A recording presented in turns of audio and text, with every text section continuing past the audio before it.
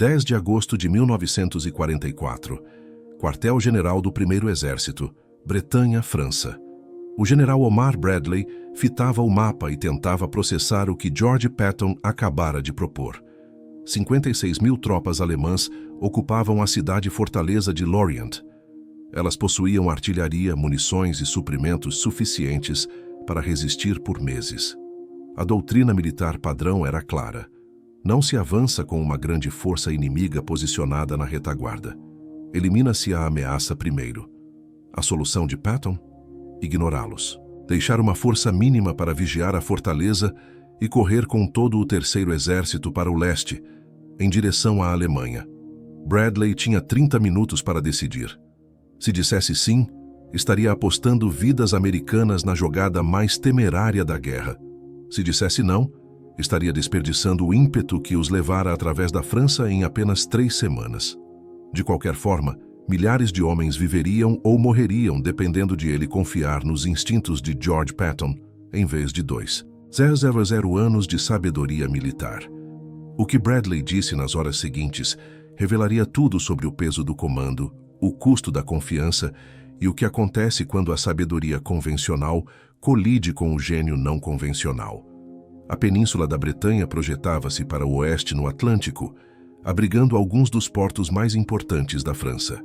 O plano aliado parecia simples. Após a ruptura na Normandia, o 3º Exército de Patton viraria para o oeste, capturaria os portos da Bretanha e depois giraria para o leste rumo à Alemanha.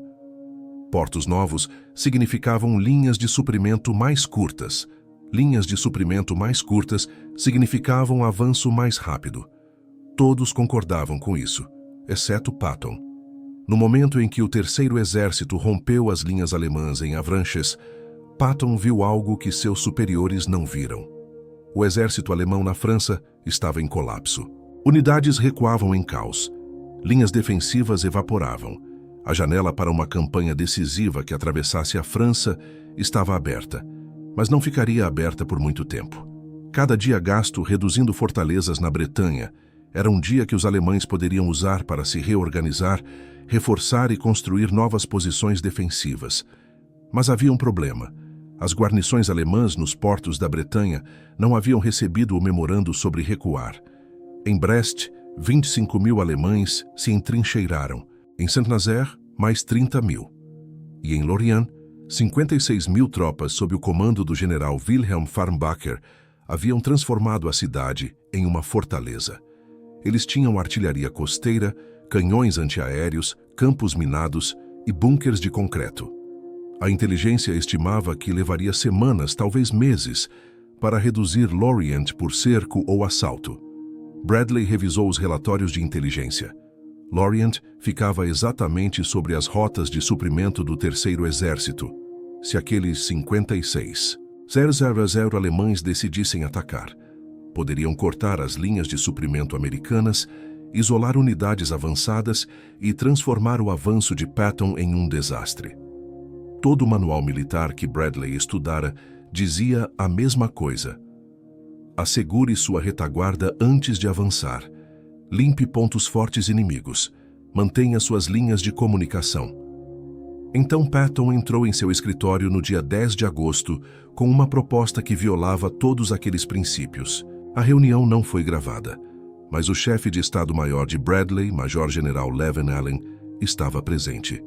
Suas anotações capturaram o diálogo. Patton falou primeiro. Brad, preciso falar sobre Lorient. Bradley assentiu. Precisamos de um plano para reduzir a guarnição. As estimativas de tempo indicam no mínimo 6 a 8 semanas. Patton balançou a cabeça. Não vamos reduzir nada. Vamos contorná-la. Bradley ergueu os olhos do mapa. Você quer deixar 56.000 alemães sentados atrás de nossas linhas? A resposta de Patton foi puro Patton.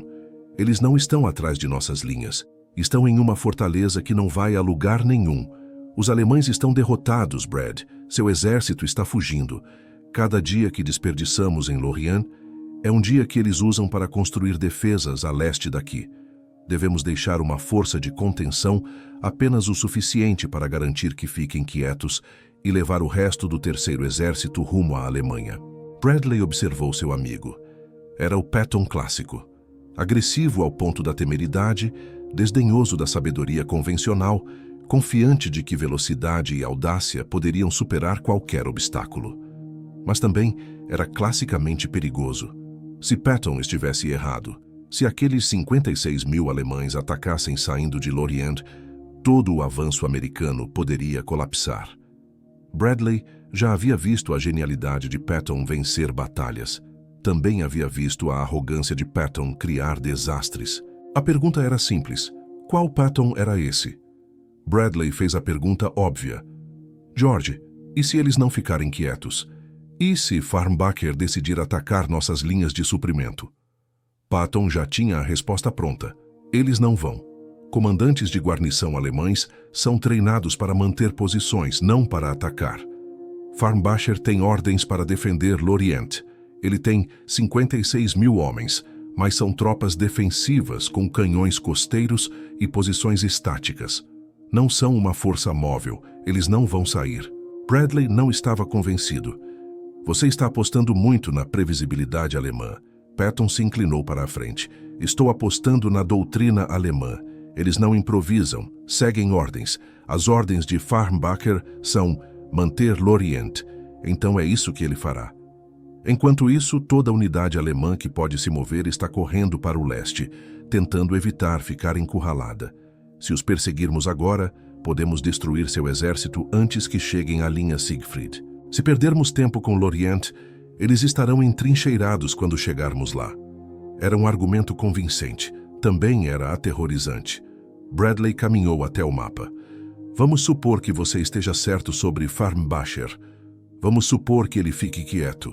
Você ainda está falando em deixar uma grande força inimiga em nossa retaguarda. O que Eisenhower diz? Patton sorriu. Não perguntei a Ike. Estou perguntando a você. Essa é sua decisão como comandante do grupo de exércitos do primeiro exército. Você pode me ordenar reduzir Lorient ou pode me deixar contornar e avançar. E aí estava. O peso do comando. 56 mil alemães sentados atrás das linhas americanas. Patton queria fingir que eles não existiam e correr pela França. Se funcionasse, a guerra poderia terminar meses antes. Se falhasse, Bradley seria culpado pelo mais catastrófico fracasso de comando desde o Passo de Caraçal. Após Patton sair, Bradley ficou sozinho no escritório. Chamou seu oficial de operações e pediu uma análise do pior cenário. O que acontece se contornarmos Lorient e Farnbacher atacar? O oficial de operações foi direto.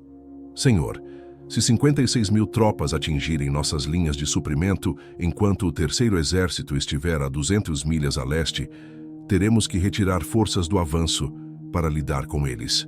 A ofensiva de Patton pararia. Perderíamos todo o ímpeto.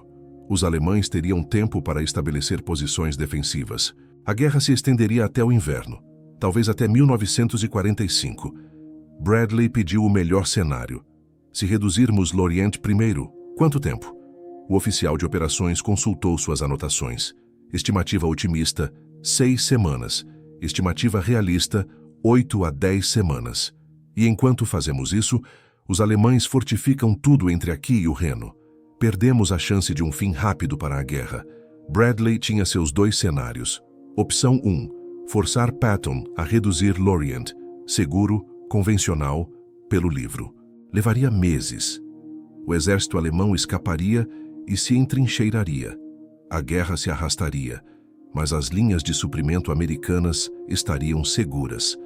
Nenhum risco de surpresa catastrófica. Bradley estaria seguindo a doutrina estabelecida. Ninguém poderia culpá-lo por ser cauteloso. Opção 2. Aprovar o contorno de Patton. Agressivo, não convencional, insano. Deixar 56 mil alemães em uma fortaleza atrás das forças americanas em avanço. Confiar que eles ficariam lá sem fazer nada. Confiar no julgamento de Patton sobre a psicologia alemã. Confiar que a velocidade compensaria o risco. Se funcionasse, a guerra poderia terminar em 1944. Se falhasse, Bradley entraria para a história como o general que ignorou princípios militares básicos e pagou o preço. Não havia opção intermediária. Ou se limpava a retaguarda ou não. Ou se confiava no instinto de Patton, ou se seguia a doutrina. Bradley tinha que escolher.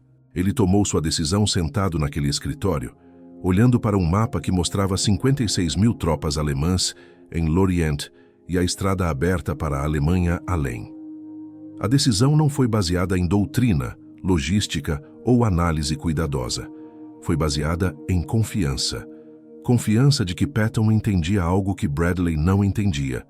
Confiança de que 3 anos observando Patton vencer batalhas significavam algo. Confiança de que às vezes o livro estava errado. Bradley ligou para Patton naquela noite. A conversa foi breve. George, contorne Lorient. Deixe uma divisão para contenção, leve o resto e vá. Não me faça me arrepender disso. A resposta de Patton foi característica. Você não vai, Brad. Estarei na Alemanha antes que eles percebam que partimos. Após desligar, Bradley contou ao seu chefe de Estado-Maior o que decidira. O Major-General Allen fez a pergunta que todos pensavam. Senhor, tem certeza disso? A resposta de Bradley foi registrada no diário de Allen. Não tenho certeza de nada.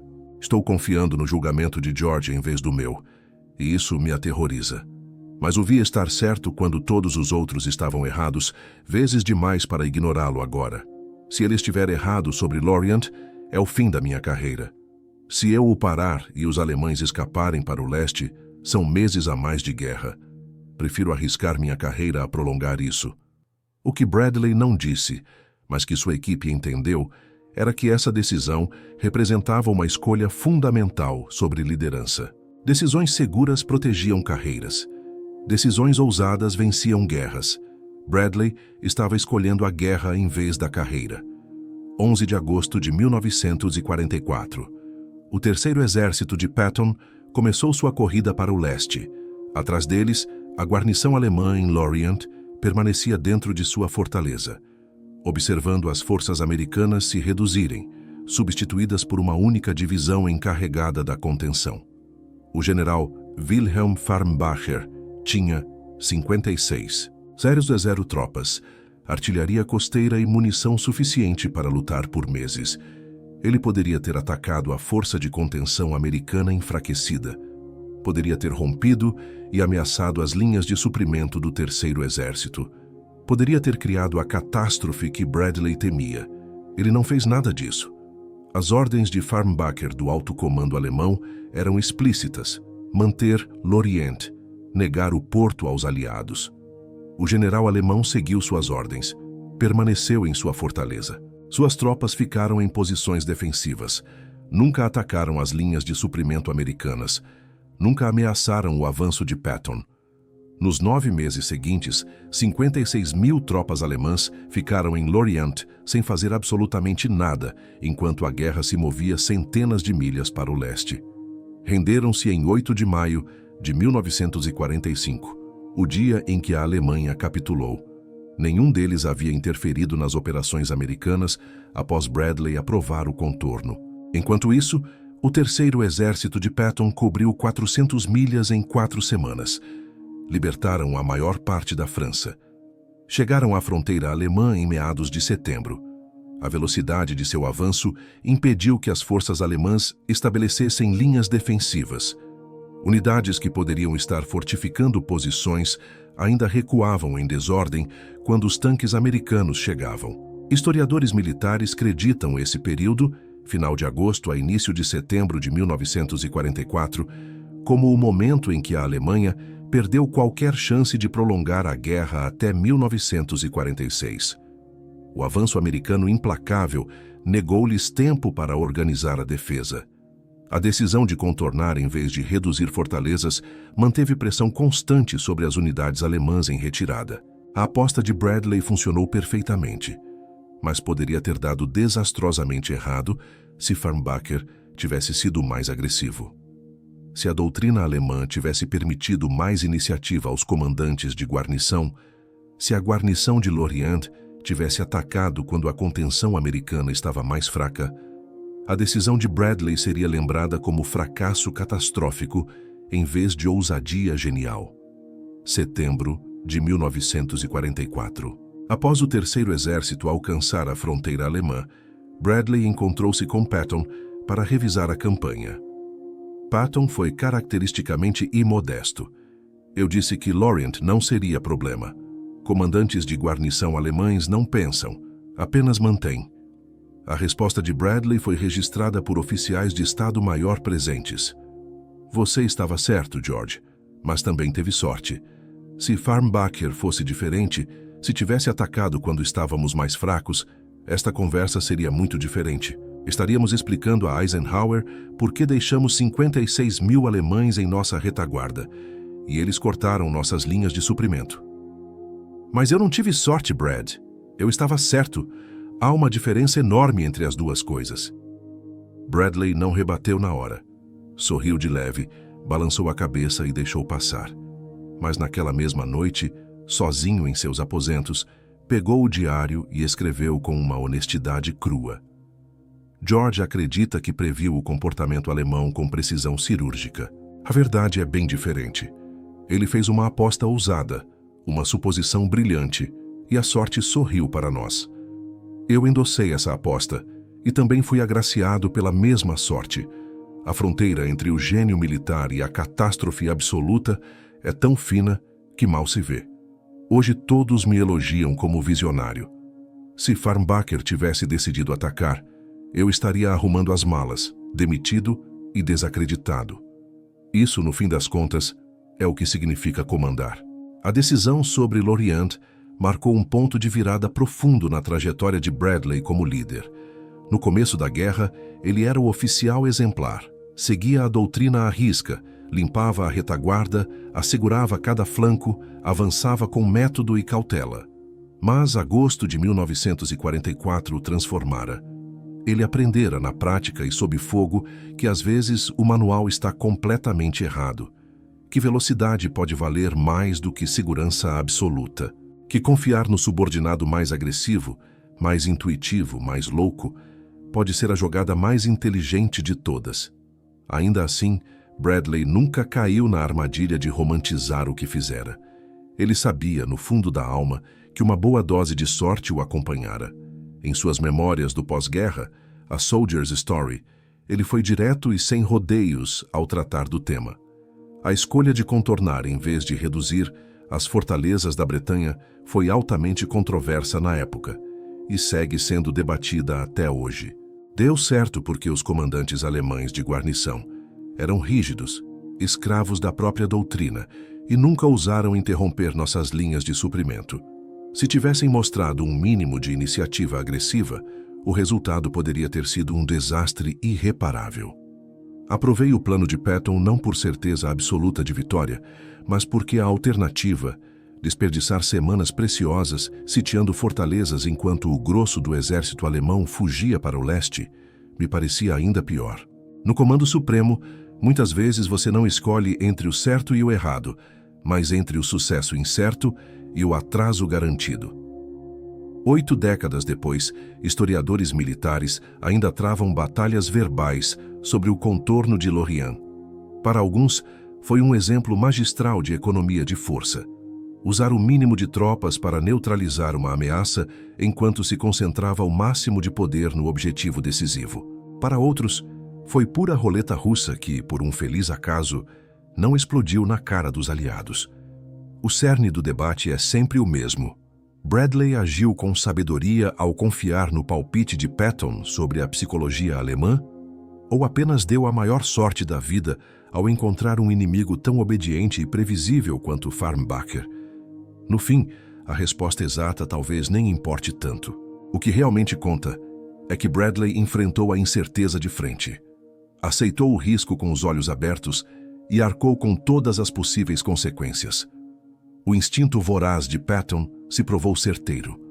A guarnição alemã ficou quieta como um rato encurralado. O terceiro exército voou pela França, mudou o rumo da guerra e acelerou o fim do conflito. A confiança de Bradley foi plenamente recompensada.